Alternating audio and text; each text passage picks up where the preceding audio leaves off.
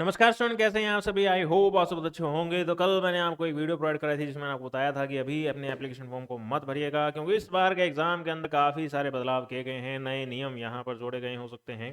तो आप सभी के लिए वो सारे के सारे नियमों को समझना जानना बहुत ज़रूरी है। तो आज मैं आपके लिए वो वीडियो लेकर आया हूँ जिसमें सारा का सारा मलाई मक्खन आपको एक ही जगह पे मिल जाएगा। हालांकि उसके बावजूद भी मैं आपको गाइड करूंगा कि जरूर इन्फॉर्मेशन बुलेटिन अपनी तरफ से भी पढ़िएगा, काफ़ी कुछ आपको जानने को सीखने को मिलता है। पर ये वीडियो आपकी मदद के लिए लाई गई है ताकि आपको सब जगह सब चीज़ एक ही जगह पर मिल जाए। तो वीडियो को चाहे तो 1.5 गुना स्पीड करके देख लीजिएगा, पर वीडियो को पूरा देखेगा शुरू से लेके एंड तक, कोई भी चीज़ आपको यहाँ पर इस वीडियो में छोड़नी नहीं है। अब जिन स्टूडेंट ने थोड़ी जल्दबाजी कर ली और शायद चैनल को फॉलो नहीं किया था इस वजह से और अपने एप्लीकेशन फॉर्म को भर दिया, तो उनको मैं बता दूं कि अगर उन्होंने कुछ गलती कर दी है, जैसे मान लो ये पिछले अटेम्प्ट वाला डॉक्यूमेंट है, इन्होंने बताया है कि इसमें आप चेंज कर सकते हो for candidate who have verified Aadhaar, तो वो चेंज नहीं कर सकते कैंडिडेट नेम में, जेंडर में, फोटो में, सिग्नेचर में, मोबाइल नंबर में, ईमेल में, परमानेंट कोरस्पोंडेंस एड्रेस में, एग्जाम सिटी वगैरह में, और इसी तरीके से बाकी सब चीज़ें भी यहाँ पर बता रखे हैं। तो आपके साथ में ऐसी कोई भी प्रॉब्लम ना हो, इसके लिए ज़रूरी है कि आप थोड़ा सा इंतज़ार करें। मैंने खास तौर पे गाइड किया है 26 या 27 नवंबर तक कम से कम इंतज़ार करो। उसके बाद में अपने आराम से एप्लीकेशन फॉर्म को भरेंगे, किसी तरीके की दिक्कत उसमें नहीं आएगी। कोई भी टेक्निकल प्रॉब्लम के होने के चांसेस बहुत कम वहां पर हो जाते हैं, तो जल्दबाजी नहीं करनी है। तो चलिए वीडियो में आगे बढ़ते हैं। लेकिन 3 काम आपको सबसे पहले करना है। पहला काम, चैनल को सब्सक्राइब करके जरूर जरूर रखना है। चैनल को सब्सक्राइब करने से फायदा क्या होगा कि हर अपडेट आप तक सबसे पहले बिल्कुल सटीक जानकारी के माध्यम से पहुंच जाएगा।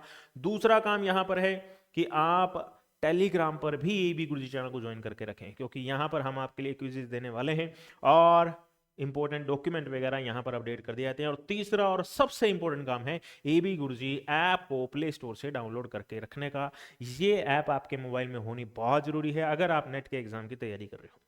फ्री में study material, test series, mock test, बहुत कुछ हमने इस ऐप के ऊपर प्रोवाइड करवा रखा है। जैसे आप ऐप पर जाते हैं तो होम पेज के ऊपर इस तरीके से 3 लाइनें होंगी, इस पर आप क्लिक कीजिएगा, फिर आपके सामने स्टडी मटेरियल वाली हेडिंग आ जाएगी। स्टडी मटेरियल के अंदर जाएंगे, वहां पर आपको देखिए स्टडी मटेरियल, यहाँ पर फ्री में वीडियोज वाला सेक्शन भी है। एक बार स्टडी मटेरियल वाला देख लेते हैं। जून 2024 वाले डॉक्यूमेंट, अब यहाँ पर दिसंबर 2024 वाला भी फोल्डर आ चुका है। ये पुराना स्क्रीनशॉट है। इस तरीके से हर एग्जाम के यहाँ पर दे रखे हैं, प्रीवियस ईयर क्वेश्चन पेपर वगैरह यहाँ पर आपको फ्री में दिए गए हैं। कहीं और जाने की जरूरत नहीं है, सब चीज़ हमने हमारी ऐप के ऊपर प्रोवाइड करवा रखा है। फ्री में लेक्चर वगैरह भी आप वीडियोस के सेक्शन में जाके देख सकते हैं। इसमें जाएंगे तो फ्री में लेक्चर वगैरह भी देख सकते हैं। और साथ ही साथ दिसंबर 2024 का बहुत ही वंडरफुल कोर्स मिनिमल प्राइस के अंदर आपको हमने दे रखा है। सारी की सारी चीज़ एक ही कोर्स के अंदर प्रोवाइड करवा रखी है। पेपर 2 कॉमर्स का भी ज्वाइन कर सकते हैं। पेपर 1 का तो खैर सभी के लिए कॉमन ही है, वो तो ज्वाइन करते हैं सारे। खास बात यह है कि पेपर 2 कॉमर्स अगर आपका है तो उसके अंदर पेपर 1 हमने कॉम्प्लीमेंट्री दे भी रखा है, तो पेपर 1 के लिए अलग से परचेज करने की जरूरत नहीं है। इंस्टॉलमेंट में भी परचेज कर सकते हैं। सब चीज़ यहाँ पर है कि रिकॉर्डेड क्लासेस दे रखी हैं और पीडीएफ में नोट्स हैं, प्रीवियस ईयर क्वेश्चन पेपर की थोरोली डिस्कशन की गई है। इस तरीके से आप जब कोर्स में जाएंगे तो कंटेंट में आपको ये सारे के सारे लेक्चर्स जो हैं वो देखने को मिल जाएंगे, जिसे आप एनी टाइम कितनी भी बार देख सकते हैं। पीडीएफ में नोट्स डाउनलोड करके उसको प्रिंट कर सकते हैं और साथ ही साथ लैपटॉप में, मोबाइल में जैसे चाहें जब चाहें उसे देख सकते हैं। डाउनलोड करके भी देख सकते हैं। मतलब इतनी सारी फैसिलिटीज हमने दे रखी है। काफ़ी सारे स्टूडेंट ने ज्वाइन किया है और वो इसका फ़ायदा ले रहे हैं। अब यहाँ पर बात कर लेता हूँ इंफॉर्मेशन बुलेटिन की। यहाँ पर देखिए सबसे खास तौर पे आपके लिए जानना जरूरी है कि इस बार एनटीए ने कोई खेल नहीं किया। पिछली बार तो खेल खेला था, इन्होंने एक्सपेरिमेंट किया था और वो एक्सपेरिमेंट स्टूडेंट्स के ऊपर बड़ा भारी पड़ा था, ऑफलाइन एग्जाम कंडक्ट करवा के। लेकिन इस बार इन्होंने ऑफलाइन नहीं लिया। खास तौर पे इन्होंने बता दिया इस बार का एग्जाम जो है वो हम ऑनलाइन लेने वाले हैं। मैं यहाँ पर जरा एक बार कॉपी ले लेता हूँ हाथ में, ताकि कोई भी इंपॉर्टेंट पॉइंट आपको बताने से छूट ना जाए, ये सबसे खास बात है। तो इस बार का एग्जाम जो है वो ऑनलाइन होने वाला है। इन्होंने एग्जाम डेट भी बता दी, 1 जनवरी से 19 जनवरी। अब इसके बीच में कभी भी आपका एग्जाम आ सकता है। विंडो दे दी भाई 1 जनवरी से 19 जनवरी को होगा, मतलब बाद में और ज़्यादा शॉर्ट कर देते हैं विंडो को, पहले ये ब्रॉडर विंडो दे देते हैं। बाद में हो सकता है कि 7 जनवरी से 14 जनवरी के बीच में कंडक्ट करवा ले। मतलब इन डेट्स के बीच में एग्जाम होगा और आपका कोई भी डेट आ सकता है। वो डेट क्या आएगा वो आने वाले टाइम में पता लगेगा, अभी पता लग ही नहीं सकता। खैर, यहाँ पर हम थोड़ा सा नीचे की ओर जाते हैं तो इन्होंने जो एप्लीकेशन फॉर्म की विंडो दी है, मैं पहले ही बता दिया था अपने चैनल के ऊपर वीडियो लाके कि वो 20 दिन की ही देंगे। इस बार भी 20 दिन की विंडो दी है। 19 नवंबर लिख रखा है, आप जानते हैं 19 नवंबर की देर रात आया है, 11-12 बजे आया है, तो ये एक तरीके से 20 नवंबर ही कंसिडर किया जाएगा। 20 नवंबर से 10 दिसंबर तक आपको 20 दिन यहाँ पर दिए गए एप्लीकेशन फॉर्म को भरने के लिए। ठीक है जी, बाकी सब तो आपको पता ही है, फीस वगैरह ये तो आप देख ही लेंगे, उसमें कोई दिक्कत नहीं है। ऑनलाइन एग्जाम होगा 1 जनवरी से 19 जनवरी और 180 मिनट का एग्जाम होगा, 3 घंटे का एग्जाम होगा। चाहो तो पहले पेपर 1 करो, चाहो पहले पेपर 2 करो, किसी प्रकार की दिक्कत नहीं है। अब यहां पर देखते हैं सबसे खास बात, पिछली बार भी इन्होंने हालांकि 20 दिनों की विंडो दी थी, इस बार भी 20 दिनों की विंडो दी है। अब यहां पर देखते हैं मीडियम कौन सा सेलेक्ट करना है। देखिए हर बार ना ये पता नहीं क्यों स्टूडेंट को डराने के लिए कुछ अजीब सा यहाँ पर ऐसे मतलब लिख देते हैं। मैं तो थोड़ा सा शॉकिंग ही है मेरे लिए कि यार ऐसा क्यों करते हो। इन्होंने कह दिया भाई मीडियम अगर आप सेलेक्ट कर रहे हो ना तो बड़े ध्यान से कर लेना, जिस मीडियम को आपने अपने एप्लीकेशन फॉर्म में सेलेक्ट किया आपको उसी में आंसर भरना होता है, दूसरे में भरोगे तो हम एक्सेप्ट नहीं करेंगे। एक बार मीडियम भर दिया तो बाद में चेंज नहीं, मतलब ये सारी चीजें पता नहीं क्यों हर बार ये करती है। जबकि जब आप एग्जाम देने जाओगे तो ऊपर इंग्लिश में नीचे हिंदी में ऐसे क्वेश्चन पेपर आता ही है। तो फिर आखिर फालतू में ये मीडियम वाली मतलब कारस्तानी क्यों की जाती है। मतलब ढेरों मैसेज आते हैं हमारे पास में कि सर मीडियम कौन सा सेलेक्ट करें, सर कई बार तो हम इंग्लिश में देखते हैं, सर कई बार हिंदी में देखते हैं, ओ हो सर कैसे करें क्या करें। ये मतलब फालतू में अड़ंगा डाला हुआ है। अब यहाँ देखिए the medium question paper shall be English and Hindi only except language paper. Language मतलब हो गया जिनका पेपर 2 पंजाबी है, जिनका पेपर 2 उर्दू है, जिनका पेपर 2 अरेबिक है, जिनका पेपर 2 हिंदी है, जिनका पेपर 2 इंग्लिश है। तो ये लैंग्वेज स्पेसिफिक हो गए। अब ये स्टूडेंट कहें कि हमारा पेपर 2 जो है हमें बहुत लैंग्वेज के अंदर दो, तो ये जायज बात थोड़ा ना होगी ना। तो जिनका लैंग्वेज स्पेसिफिक पेपर है उनका पेपर 2 उनको उसी लैंग्वेज में मिलेगा जो उनका लैंग्वेज पेपर 2 है। बाकी सारों को डबल लैंग्वेज के अंदर मिलता ही मिलता है, चाहे पेपर 1 हो चाहे पेपर 2 हो। पेपर 1 तो खैर सभी के लिए इंग्लिश और हिंदी दोनों लैंग्वेज के अंदर होता ही होता है। जैसे कॉमर्स की बात करते हैं तो पेपर 1 भी और पेपर 2 भी दोनों हिंदी और इंग्लिश में उनको मिलता है। पेपर 2 जिनका इंग्लिश है उनको पेपर 1 हिंदी और इंग्लिश दोनों में मिलेगा, पेपर 2 सिर्फ इंग्लिश में मिलेगा। इस तरीके से आपके लिए जानने लायक बात है। तो खैर यहाँ पर इन्होंने लिख रखा है मीडियम का सिलेक्शन केयरफुली कीजिएगा और एप्लीकेशन फॉर्म भरते वक्त आप अपने मीडियम को भर दीजिएगा। मैं तो प्रेफर करता हूँ कि आप इंग्लिश मीडियम भरें। बाद में जाके जब आप अपने एग्जाम में जाते हैं तो वहां पर फिर से ऑप्शन देता है कि जब आप अपने क्वेश्चन को डिस्प्ले करना चाहें तो कौन सी लैंग्वेज में डिस्प्ले करना चाहते हैं, वो ऑप्शन भी वो देता है। पर उसका भी कोई फायदा नहीं है क्योंकि एग्जाम में ऊपर इंग्लिश और नीचे हिंदी देखने को मिलती ही मिलती है। इस बार कोई सेक्शन सही चेंज कर दे वो अलग बात है, पर मेरे ख्याल से जो प्रेफरेबल है वो अंग्रेजी माध्यम के अंदर कीजिएगा, उसमें शायद थोड़ा आसान आपके लिए रहेगा। बाकी आप लोगों की मर्जी है, जैसे आप कर सकते हैं क्योंकि बच्चे तो है नहीं आप। उसके बाद में हम बात करते हैं नेगेटिव मार्किंग की। तो जी हाँ, इस बार नेगेटिव मार्किंग नहीं है। सबसे खास तौर पे स्टूडेंट्स का मतलब ये आता ही आता है, एग्जाम शुरू होने से कुछ दिन पहले ये शुरू होते हैं हमारे पास में डाउट। तो जी हाँ, नेगेटिव मार्किंग नहीं है। खुल के आपको 150 क्वेश्चन पूरे के पूरे अटेम्प्ट करके आने चाहिए। फिर बढ़ते हैं 5.1 की ओर। मैं बीच बीच में बता रहा हूँ आपको क्योंकि खास बातें आपके लिए जाननी जरूरी है। 5.1 में हम जाते हैं। यहाँ तक आ गए हो, वीडियो को लाइक जरूर कर दिया करो, लाइक करने में कंजूसी मत किया करो, सभी जने वीडियो को लाइक जरूर करो। ओके ओके सर, बिल्कुल लाइक कर देंगे हम। यहाँ पर आपको बता रखा है, हाँ, किसी स्टूडेंट ने अगर थोड़ा बहुत दिमाग लगाया और ये सोचा कि मैं दिसंबर 2024 में 2 अलग अलग सब्जेक्ट में अपने एप्लीकेशन फॉर्म को भर देता हूं, तो इन्होंने बता दिया कि only one application form is to be submitted by the candidate. More than one application form, multiple application form submitted by candidate will be rejected. ध्यान रखिएगा, एक ही बार फॉर्म भरने का ऑप्शन मिलेगा। आपने 2 अलग अलग फॉर्म भर दिए अलग अलग सब्जेक्ट में, या सेम सब्जेक्ट में अलग अलग फॉर्म भर दिए, क्योंकि कई बार होता है ना कि यार ये तो गलत भर दिया फॉर्म, चलो नया भर देता हूँ। ऐसा नहीं पॉसिबल, आपके फॉर्म को रिजेक्ट कर दिया जाएगा। बाद में भी पता लग गया तो भी ये रिजेक्ट कर सकते हैं।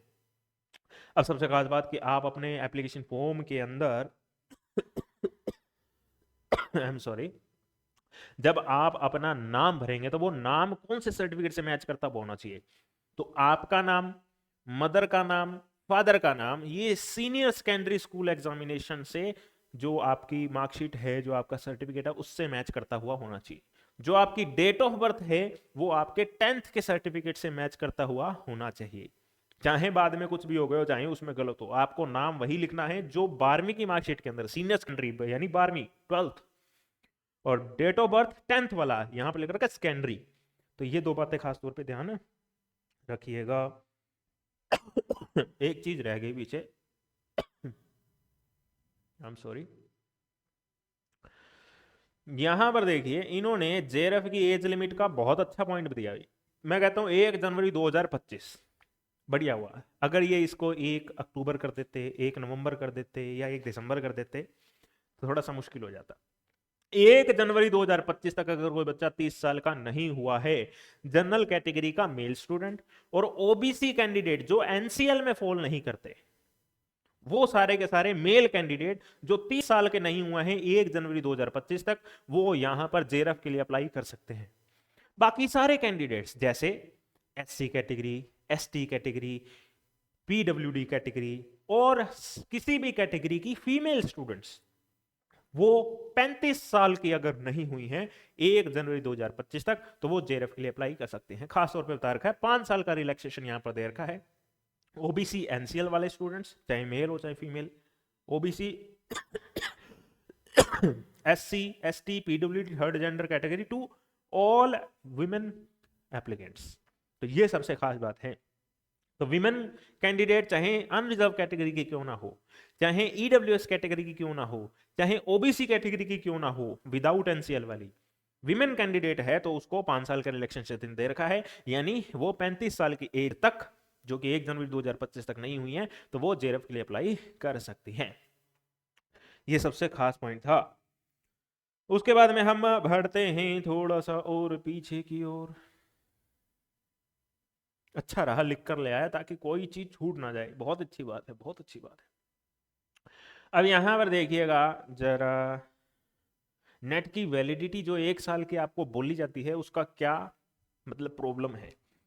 अगर आपने अपने एप्लीकेशन फॉर्म को भरा है और उसके अंदर आपने कैटेगरी चूज की है ओनली फॉर पीएचडी वाली, ठीक है ना, थर्ड कैटेगरी होती है ओनली फॉर पीएचडी एडमिशन, तो वहां पर आपने नेट के एग्जाम को क्लियर कर लिया तो वो नेट की वैलिडिटी 1 साल की आपको मिलेगी। अगर आपने सेकंड एंड थर्ड ऑप्शन को चूज किया था और आपने नेट के एग्जाम को क्लियर कर लिया तो वहां पर भी आपको पीएचडी एडमिशन के लिए सिर्फ 1 साल का मौका मिलेगा। हाँ, असिस्टेंट प्रोफेसर के लिए आपका वो लाइफ टाइम के लिए वैलिड माना जाएगा। समझ में आ गई बात। सेकंड एंड थर्ड कैटेगरी वाले स्टूडेंट्स के लिए जिन्होंने नेट के एग्जाम को क्वालिफाई किया है उनके लिए असिस्टेंट प्रोफेसर के वास्ते नेट का एग्जाम लाइफ टाइम वैलिड रहेगा, वो सर्टिफिकेट लाइफ टाइम वैलिड रहेगा। लेकिन एडमिशन टू पीएचडी की जब बात आएगी तो वो सिर्फ 1 साल के लिए वैलिड रहेगा from the issuing of certificate या डिक्लेरेशन ऑफ रिजल्ट। ये थोड़ा सा डाउट है इसमें, मेरे ख्याल से इशू ऑफ सर्टिफिकेट की बात होगी। और जब बात करते कैटेगरी 1 वालों की, तो जेआरएफ अगर किसी ने क्लियर कर लिया तो उसके लिए तो 3 साल की वैलिडिटी रहेगी, जेआरएफ की वैलिडिटी 3 साल की रहेगी और उसी के साथ उसकी एडमिशन टू पीएचडी की वैलिडिटी भी 3 साल की हो ही जाती है। ये एडवांटेज रहता है जेआरएफ क्वालिफाई करने का। और असिस्टेंट प्रोफेसरशिप के लिए लाइफ टाइम रहेगा और एडमिशन टू पीएचडी वाला वो 3 साल का हो जाएगा जस्ट बिकॉज कि उसने जेआरएफ क्वालिफाई कर लिया है। ये बात आपके लिए खास तौर पे जाननी जरूरी, क्योंकि ये थोड़ा सा टेक्निकल पॉइंट हो जाता है। यही सारी की सारी चीजें यहाँ पर भी बता रखी है, उसको आप इंग्लिश के अंदर पढ़ लीजिएगा। हाँ, ये एक और है कि अगर आपने सिर्फ ओनली फॉर पीएचडी वालों के लिए एडमिशन ओनली फॉर पीएचडी के लिए दिया है तो इसका रिजल्ट ज़्यादा ही जाता है। पिछली बार भी बहुत ज़्यादा गया था, मतलब लगभग 20% के आसपास रिजल्ट निकाला था इन्होंने।